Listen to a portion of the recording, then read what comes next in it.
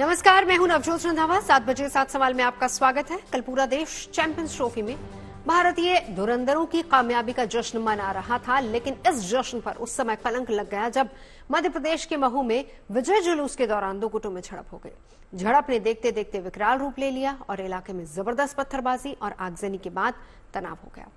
ऐसे में हमारे आज के सातों सवाल इसी मुद्दे से जुड़े हुए होंगे और आज का सबसे पहला सवाल यही है कि हिंदुस्तान की विजय पर उपद्रव का कलंक क्यों? महू में उपद्रवियों ने कई दुकानों को निशाना बनाया और कई गाड़ियों को आग के हवाले कर दिया।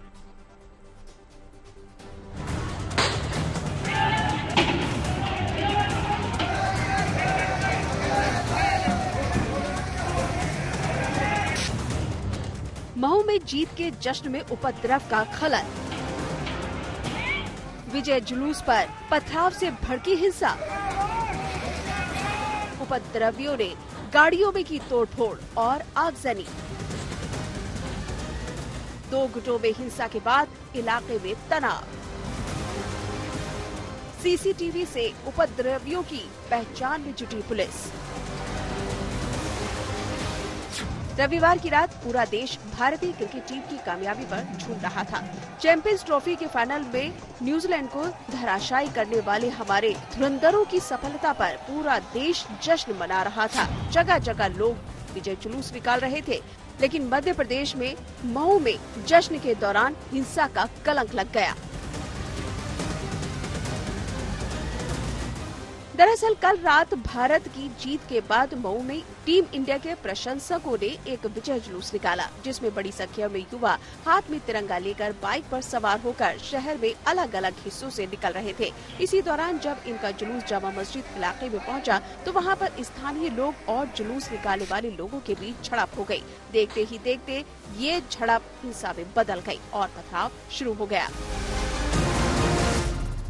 जश्न मनाने के दौरान जो कुछ युवा हैं वो इस इलाके से गुजरे थे। ये सामने तस्वीर आप देख रहे हैं, ये वो गली है जहां से बड़ी संख्या में जो क्रिकेट प्रशंसक हैं वो यहां से जुलूस की शक्ल में निकले थे और उसके ठीक सामने ये जो आप देख रहे हैं ये जामा मस्जिद है महू में।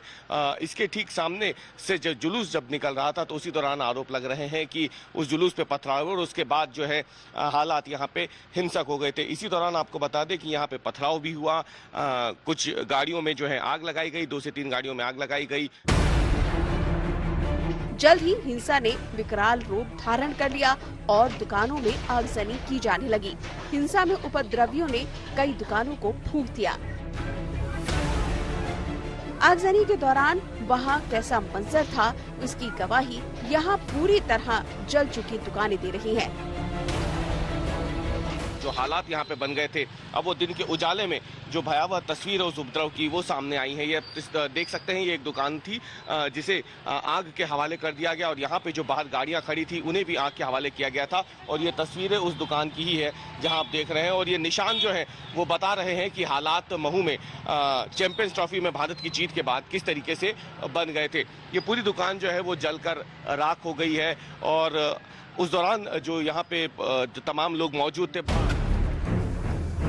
आगजनी के दौरान दुकानों के साथ गाड़ियों को भी निशाना बनाया गया। गाड़ियों में तोड़फोड़ करने के साथ कई बाइक्स को भी आग के हवाले कर दिया गया। बाहर ये जो गाड़ियां आप देख रहे हैं दुकान के बाहर, इसे भी पूरी तरीके से आग के हवाले कर दिया गया था और इसे देख के आपको अंदाजा लग जाएगा कि हालात बीती रात क्या रहे होंगे। महू शहर में पूरी तरीके से गाड़ियों को जो है वो जला दिया गया है यहाँ पे। हालांकि जैसे ही ये हालात बिगड़ने शुरू हुए तो उसके बाद पुलिस ने तो मौका संभाला ही मोर्चा, लेकिन उसके बाद क्योंकि कैंटोनमेंट बोर्ड भी है महू, तो यहाँ पे सेना की भी तैनाती रहती है। सेना के जवान भी यहाँ मौके पे पहुंचे और उन्होंने फिर हालात को पूरी तरीके से अपने हाथ में लिया। स्थिति इतनी तनावपूर्ण हो गई कि इलाके में भारी संख्या में पुलिस बल को तैनात करना पड़ा। पुलिस के साथ साथ मऊ कैंटोनमेंट से सेना के जवानों को भी मोर्चा संभालने के लिए सड़कों पर उतरना पड़ा।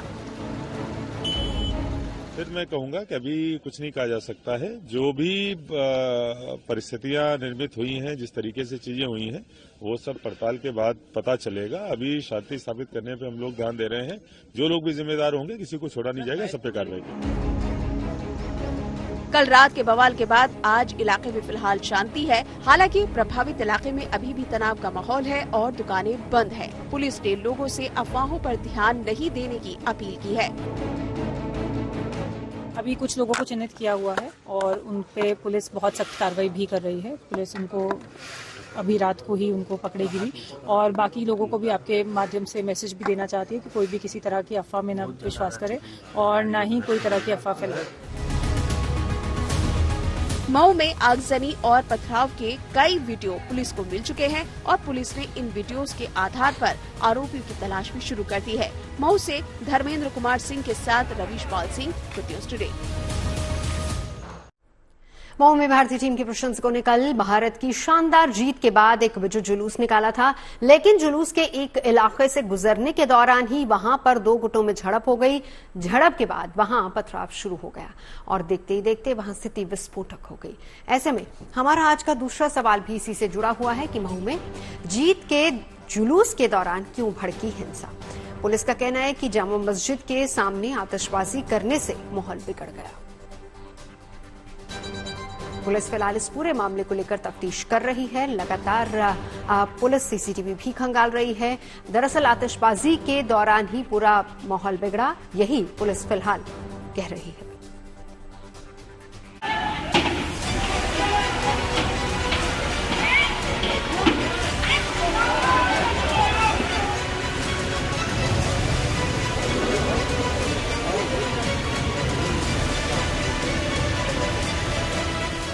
महू में कल रात भारत के चैंपियन बनने के बाद दो गुटों में ऐसी जबरदस्त झड़प हुई कि पूरे शहर का माहौल बिगड़ गया।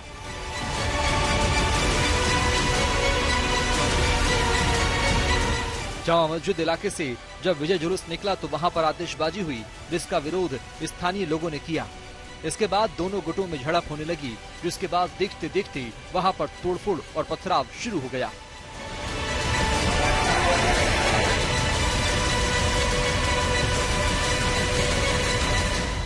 ये महू का पत्थी बाजार चौराहा है और इसी जगह पर है राधे कौशल का मकान। कल रात में यहाँ जो हुआ उसकी तस्वीर आज भी देखी जा सकती है। पत्ती बाजार चौराहे पे राधे कौशल के घर में जो पथराव हुआ, नीचे जो मेडिकल की दुकान जलाई गई, उसके घर के अंदर की तस्वीर हम आपको दिखाते हैं। जब पथराव यहाँ पे हुआ तो पत्थर अभी भी आपको जो है फैले हुए दिख जाएंगे। ये बालकनी की तस्वीरें हैं, लेकिन जब पथराव हो रहा था तो उसकी इंटेंसिटी इतनी ज्यादा तेज थी, किस तेजी से वो पत्थर घर के अंदर फेंके जा रहे थे, घर पे फेंके जा रहे थे कि बेडरूम तक ये जो पत्थर हैं वो आए हैं। और बेडरूम में करीब 80 वर्षीय जो महिला, इनकी जो राधे कौशल की जो मां है, बताया जा रहा है कि उनको चोट लगी है घुटने पर। ये तस्वीर देखिए। इस वारदात के बाद राधे कौशल का पूरा परिवार दहशत में है।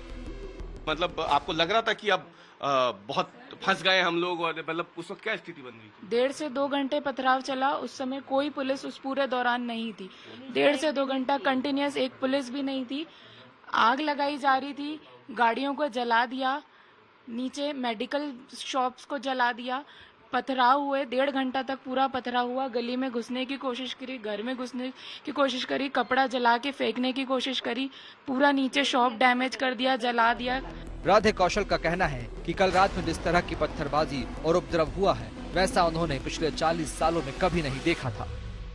और यहाँ की बात की जाए तो इस तरीके का उत्पात ये पिछले 40 साल से रह रहे हैं हम, ये पहली बार ऐसा देखने में आया। और बिल्कुल उत्पात, बिल्कुल घृणा की तरह से उन्होंने ये कृत्य करा है। आप देख सकते हैं जो राधे कौशल हैं वो गंभीर आरोप जो हैं वो लगा रहे हैं। इनका साफ तौर पर कहना है कि न केवल भीड़ ने यहाँ पे आकर के आगजनी की, पथराव किया, उपद्रव मचाया, बल्कि नारे भी लगाए हैं, आपत्तिजनक नारे जो हैं वो भी लगाए गए हैं। पत्थरबाजी और उपद्रव के निशान केवल पत्ती बाजार चौराहे पर ही नहीं है, बल्कि जामा मस्जिद से सटी बतख कॉलोनी का भी हाल कुछ ऐसा ही है।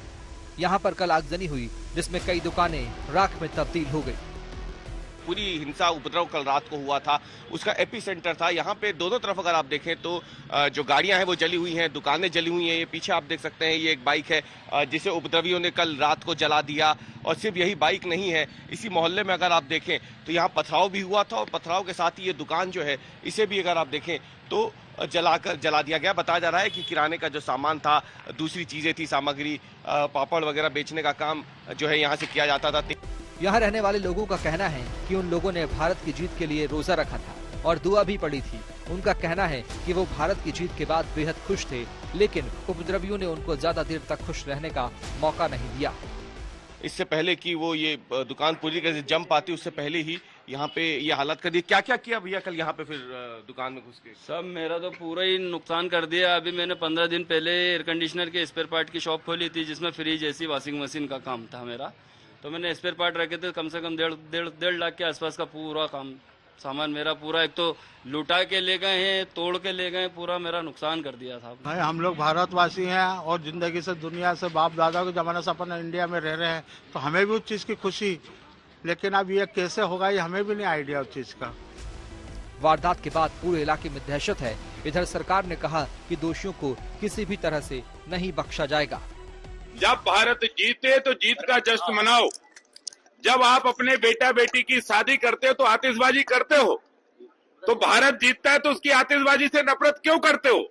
और अगर तुम्हें इन पटाखों से नफरत है तो डॉक्टर मोहन यादव की सरकार के डंडे के पटाखे खाने पड़ेंगे।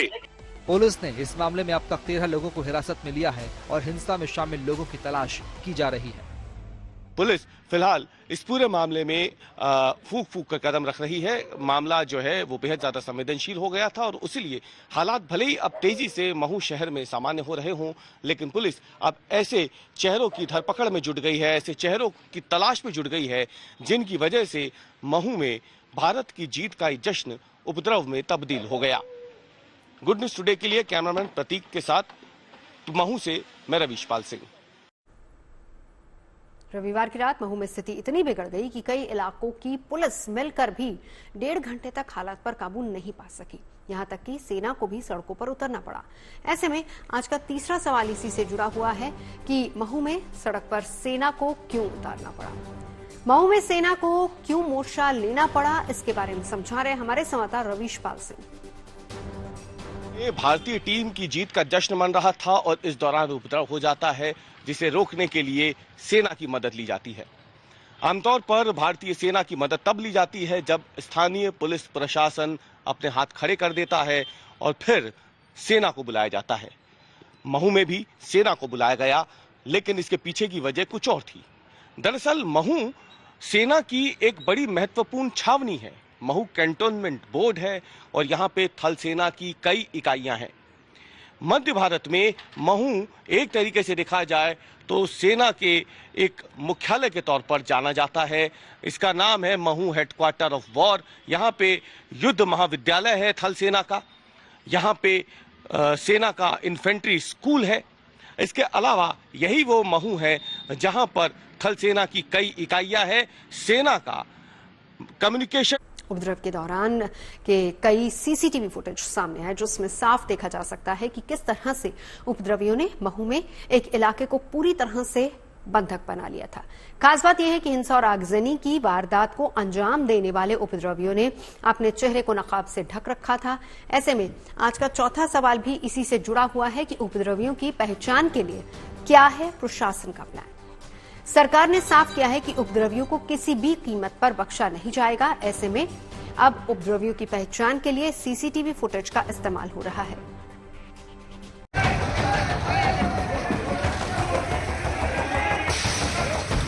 कहीं गाड़ियां फूकी गई, कहीं लोगों पर पथराव हुआ, तो कहीं गाड़ियों और दुकानों में तोड़फोड़ हुई।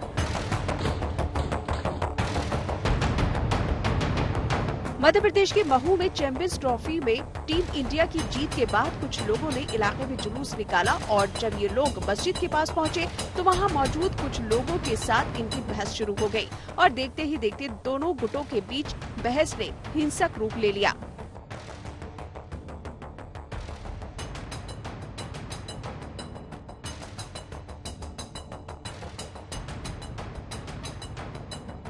इस हिंसा में उपद्रवियों ने जमकर बवाल किया और पथराव और आगजनी की घटना को अंजाम दिया। लेकिन जीत के जश्न में हिंसा का खलल डालने वाले लोगों की पहचान जोर शोर से की जा रही है।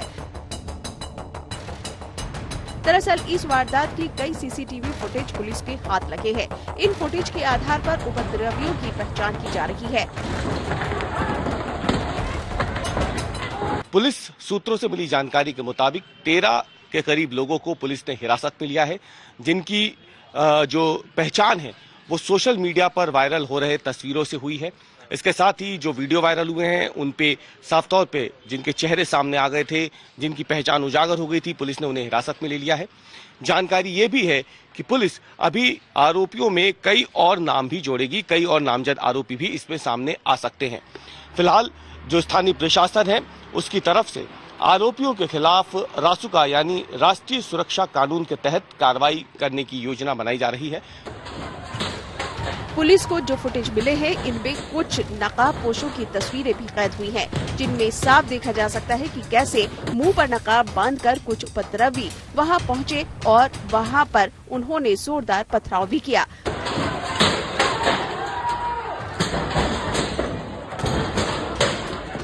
सीसीटीवी में रिकॉर्ड इन तस्वीरों में देखा जा सकता है कि किस तरह से उपद्रवियों ने हाथों में लाठी ली हुई है और मुंह पर नकाब लगाकर इलाके में आगजनी करके दहशत फैलाने की कोशिश की है।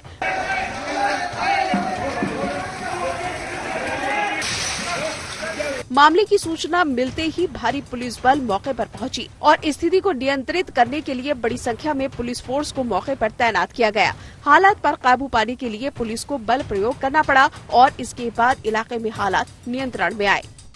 जो जुलूस निकला था मैच के संबंध में उसमें जुलूस के दौरान कुछ उसमें तनाव की स्थिति उत्पन्न हुई। इसके बाद जो है उसमें पथराव और आगजनी की घटनाएं हुई, दोनों तरह से पथराव हुए हैं और इसमें अभी हम लोग आगे भी सब पूरे FIR करेंगे। जितने भी लोग इसमें जिम्मेदार हैं उन पर कार्रवाई की जाएगी। क्या कोई लोग घायल भी हुए सर? कितने लोग हुए? कुछ लोग इसमें घायल हुए हैं, जो कि कुछ इसमें रेफर भी हुए हैं। फिलहाल इलाके में शांति है, लेकिन उन लोगों की तलाश शुरू हो गई है जिन्होंने महू में पथराव और आगजनी की थी। अब CCTV फुटेज के जरिए उन नकाबपोशों की पहचान की जा रही है। अभी वर्तमान में हमारा पूरा फोकस इस पे है कि तुरंत शांति स्थापित हो जाए, किसी तरीके का उपद्रव ना हो, जिसमें हम लोग अभी तक सफल हो चुके हैं। जो बाकी की सारी चीजें हैं उनकी पड़ताल करके आगे कार्रवाई हम लोग करेंगे। देखिए, फिर मैं कहूंगा कि ये सब सारी चीजें जांच का विषय है और सभी तथ्य जब हमारे सामने आएंगे तब हम लोग इस बारे में कुछ कह पाएंगे। देश के गौरव के पलों पर जश्न के दौरान हिंसा फैलाने वालों पर सरकार ने सख्त कार्रवाई का भरोसा दिलाया है और इसके लिए उन सब की पहचान की जा रही है जिन्होंने मऊ में अमन चैन को चोट पहुंचाने की कोशिश की है। मऊ से रवीश पाल सिंह और धर्मेंद्र कुमार शर्मा के साथ bureau report, good news today. Mau में भारत की जीत के बाद भड़की हिंसा को लेकर सवाल खड़े हो रहे हैं। राज्य में विपक्षी दल कांग्रेस ने इसको राज्य के लॉ एंड ऑर्डर से जोड़ते हुए सरकार पर निशाना साधा। वहीं बीजेपी ने इस मामले को लेकर कांग्रेस पर पलटवार किया। हमारा आज का 5वां सवाल भी यही है कि मऊ में हिंसा पर सियासत से क्या हासिल होगा। तो आइए आपको सुनवाते हैं इस मुद्दे पर कैसे चल रहे हैं आरोपों के तीर। देश और देश तक सरकार भाजपा की है, तो भाजपा के राज्य में ऐसा क्यों हो रहा है कि भारत की जीत पर पथराव हो रहा है मऊ में? ये बड़ा गंभीर विषय है। मऊ क्षेत्र के विधायक भाजपा के, सांसद भाजपा के, मुख्यमंत्री भाजपा के, प्रधानमंत्री भाजपा के, गृह मंत्री भाजपा के, लेकिन इन सब पद भाजपा के पास होने के बावजूद ऐसी घटना मऊ में क्यों हो रही है? कहीं ना कहीं सबसे बड़ी लापरवाही भाजपा सरकार की भी है और भाजपा नेताओं की भी है। इतिहास है कांग्रेस का। कांग्रेस ने हर समय इस देश को तोड़ने वालों का ही तो संरक्षण किया है और इसीलिए आज इस देश की ये स्थिति बनी है। पर हमारी सरकार है, हमने पहले ही कहा है कि हम बख्शेंगे नहीं और ऐसा कार्रवाई होगी कि लोग आगे ऐसी कुछ हरकतें ना कर पाएं। इस देश की जीत के बाद हर एक नागरिक को हर जगह, हर एक कोने में जश्न मनाने का अधिकार है और इसको कोई रोक नहीं सकता। मऊ के हिंसा प्रभावित इलाकों में फिलहाल शांति है, लेकिन तनाव बना हुआ है। लोगों में हिंसा के बाद दहशत का माहौल है। यहां पर प्रशासन ने सुरक्षा के जबरदस्त इंतजाम किए हैं और बड़ी संख्या में पुलिस बलों को तैनात कर दिया गया है। ऐसे में आज का 6वां सवाल भी इसी से जुड़ा हुआ है कि हिंसा के बाद क्या है महू के ताजा हालात, बता रहे हमारे संवाददाता रवीश पाल सिंह। चैंपियंस ट्रॉफी में भारत की जीत के जश्न के दौरान इंदौर से सटे महू में जो उपद्रव हुआ था उसके बाद अब हालात सामान्य हो चुके हैं। पुलिस ने एहतियातन पूरे इलाके को एक तरीके से छावनी में तब्दील कर दिया है। महू की तस्वीर हम आपको दिखा देते हैं। बड़ी संख्या में पुलिस फोर्स जो है अलग अलग थानों का वो महू बुला लिया गया है। अब तक जो है पुलिस की तरफ से कोई आधिकारिक बयान जो है वो भले ही सामने ना आया हो, लेकिन इतना जरूर है कि पुलिस ने समय रहते जो है इस पूरे हालात को जो है काबू में किया और अब पूरी तरीके से स्थिति जो है महू में सामान्य हो चुकी है। पूरा महू शहर जो है इस वक्त वो खुला हुआ है, किसी भी तरीके का कोई बंद नहीं है। एहतियातन जिस इलाके में ये उपद्रव हुआ था वहां पे जरूर लोगों एक तरीके से जो देखा जाए वहां की दुकानें बंद है, लेकिन बाकी पूरा शहर जो है वो खुला हुआ है और अब पूरी तरीके से महू। बवाल केवल महू में ही नहीं हुआ बल्कि हैदराबाद और नागपुर में भी जीत के जश्न के दौरान हंगामा हुआ है। हमारा आज का 7वां और आखिरी सवाल भी इसी से जुड़ा हुआ है कि हैदराबाद नागपुर में जीत के बाद प्रशंसकों पर क्यों बरसी लाठियां। 2 तस्वीरें आपको दिखा रहे हैं, अलग अलग जगहों की ये दोनों तस्वीरें हैं जिसमें दोनों ही जगहों पर भारत की जीत के बाद बड़ी संख्या में फैंस सड़कों पर उतर आए, लेकिन हैदराबाद में स्थिति इतनी बिगड़ गई कि पुलिस को लाठीचार्ज करना पड़ा। दरअसल दिलसुख नगर में इतनी भीड़ हो गई कि प्रशंसकों को प्रशासन को स्थिति को संभालने के लिए लाठीचार्ज करना पड़ा। उसी तरीके से दूसरी तस्वीर आप महाराष्ट्र की भी देख सकते हैं। नागपुर की ये तस्वीर है जहां पर जीत के जश्न के बाद इसको जश्न को मनाने के लिए लोग सड़कों पर निकल आए थे, लेकिन इस दौरान भीड़ इतनी ज्यादा अनियंत्रित हो गई कि लोगों को तितर बितर करने के लिए पुलिस को सड़कों पर उतरना पड़ा। इससे वहां पर भी थोड़ी देर के लिए अफरा तफरी का माहौल बन गया दोनों ही तस्वीरों में। 7 बजे 7 सवाल में अभी के लिए बस इतना ही। देश और दुनिया की तमाम अच्छी खबरों के लिए आप देख रहिए गुड न्यूज।